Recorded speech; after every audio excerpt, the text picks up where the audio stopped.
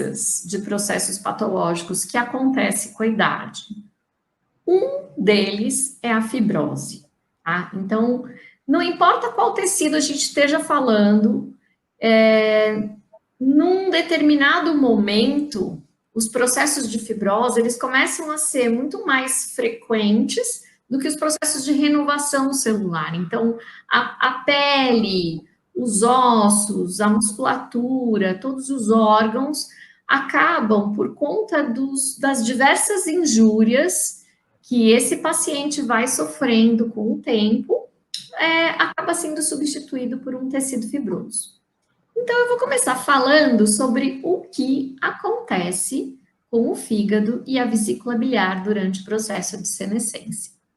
Esse processo, como a gente falou, de fibrose, é algo que acontece.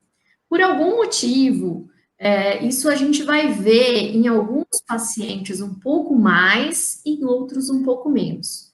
Eu acho que a gente pode fazer um paralelo com a espécie humana, né? Então, dependendo das injúrias que cada indivíduo sofreu durante a sua vida, né? Então, no caso da espécie humana, está relacionado com a comida, com o que bebe, com doenças que sofreu, né? E tudo que foi metabolizado pelo fígado, a mesma coisa acontece com os nossos pacientes.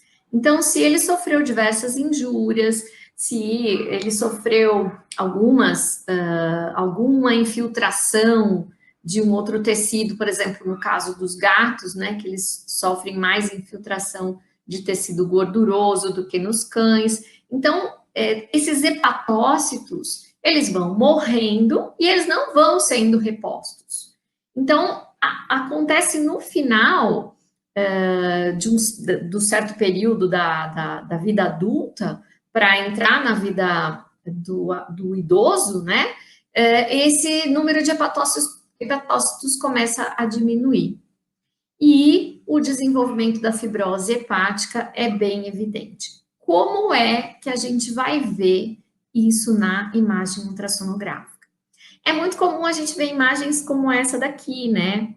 O fígado, ele tá de tamanho normal, com as margens afiladas, mas ele tem esse aspecto mais grosseiro. Isso é algo que chama atenção. Às vezes, dependendo do equipamento de ultrassom que a gente está utilizando, é comum a gente também ver que parece que a superfície está um pouco mais irregular, não é aquela superfície lisa, bonitinha que a gente vê num animal jovem. Mas, no entanto, os vasos continuam sendo visíveis.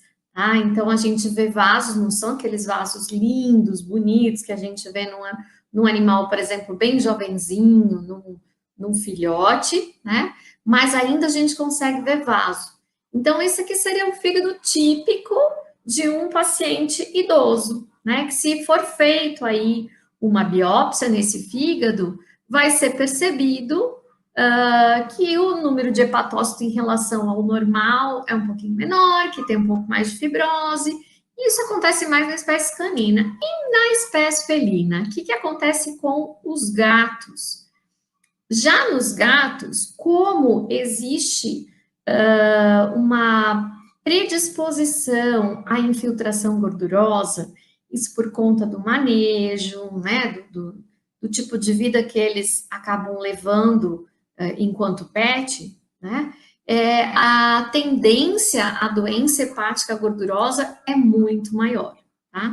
Isso a gente está considerando que é um animal rígido, que não tem nenhuma outra comorbidade, tá? Que ele não tem uma doença endócrina, que ele não tá com uma doença inflamatória ou infecciosa do fígado, é um animal rígido. Né? Então, a única coisa que a gente pode encontrar, né, por exemplo, nos gatos que já tem como uma doença de base a doença hepática gordurosa, a gente também vai ter esse aspecto um pouco mais grosseiro, somado, nesses dois casos aqui, ó, nesse caso e nesse caso, somado à doença hepática gordurosa.